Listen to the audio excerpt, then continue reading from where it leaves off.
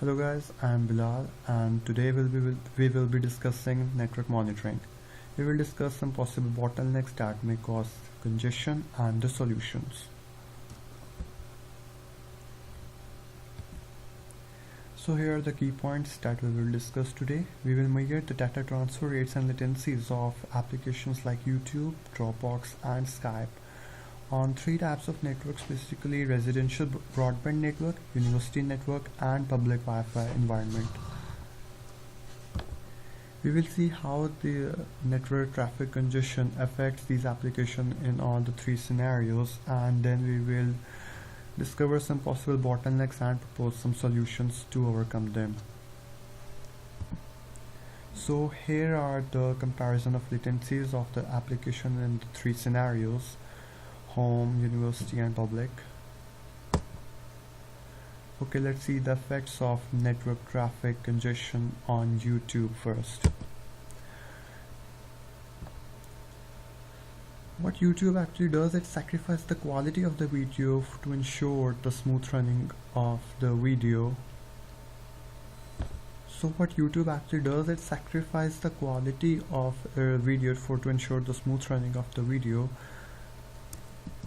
It uses HTTP adaptive streaming that encodes the video into different graphic qualities and then choose the quality by looking at the bandwidth available so that the video buffering is minimum. However, the user or the client can choose the quality himself, and if the bandwidth does not cater with the quality of the video, there will be stalls and video will buffer. Okay, the next is the effects of network traffic congestion on Dropbox. First of all, the traffic congestion will slow the syncing speed of the downloading and uploading the file. As we know, TCP transmission control protocol is used for the transferring of files. There will be retransmission of packets to ensure the reliability and safety of the files. With the increase of traffic congestion, there will be the increase in packet losses, and with the increase of packet losses, there will be increase in retransmission of packets, which will result in slow syncing speed. The next is the effects of network traffic congestion on Skype. First of all, the first notable difference will be the distortion in audio and video, obviously. The next thing is UDP packet losses. However, in UDP we tolerate a little amount of packet losses because that doesn't really matter when you want to synchronize the calls. Skype doesn't bother a little amount of packet loss, but after a certain limit, the application tries different combinations of packet sizes to cater the issue. Hence, as a result, video or audio become distorted and slow too. And obviously this scheme is carried out at an application level because we all know UDP does not handle congestion control. Now let's see the possible bottlenecks. The first possible bottleneck can be the slow transmission line. Normally substandard copper wires are used to connect internet devices to the ISP exchanges, which really cause the network to slow down. Transmission rate of copper wires is very low, like about 100 megabits per second transmission rate. Hence, such low transmission rates act as a bottleneck causing congestion. The solution can be the fiber optic cable wires that can be used and can have transmission rates approximately 10 gigabits per second. This will obviously cost a little bit costly, but can increase the throughput of the network a great deal.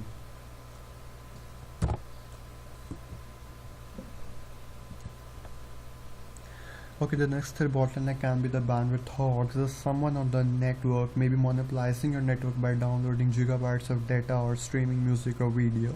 On a smaller network like home environment, you can simply check each screen, but it really is a problem in large networks. It can put load on servers and can slow down the entire network.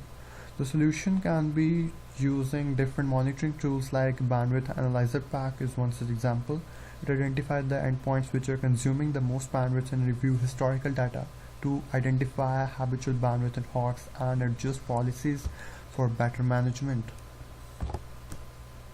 The next type of bottleneck is substandard devices and routers. If your network devices are not up to date, your connection speed will surely going to be slow. For example, if your router is old, it may contain slow processor and heating up problems. These things will slow down the network traffic processing speed and hence creating a bottleneck at this point.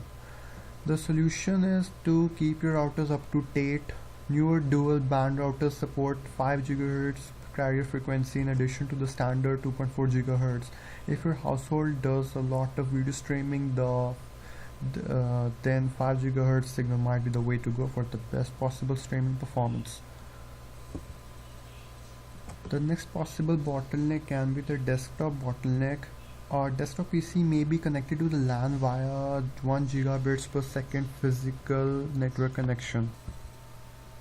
If the server has two 1 gigabits per second network interface cards, it can only handle bandwidth of up to 2 gigabits per second, so it only takes a few virtual desktops to saturate the network, especially if each virtual PC expects a 1 gigabits per second connection. The solution for this can be content delivery network that can make a huge difference to the performance of cloud application. This basically moves the application closer to the end users, which overcomes the latency issue that occur when running cloud services that may span thousands of miles and many network hops. Load balancing. The problem is that internet connections are commonly set up in an active standby configuration, which means that only one internet link can be used at a time. The secondary connection sits idle until the primary stops routing traffic. So while primary link utilization grows to the point where it becomes a bottleneck, a company is paying for additional throughput but unable to use it. The solution for this can be the border gateway protocol is often implemented in large enterprise networks to take advantage of internet load sharing. Today we have an alternative for load balancing. Many network vendors offer load balancing appliances to provide added redundancy as well as the ability to utilize two or more internet pipes simultaneously. Cisco's cloud-based Meraki firewalls are a great example of this. Okay guys, thanks for watching. Bye.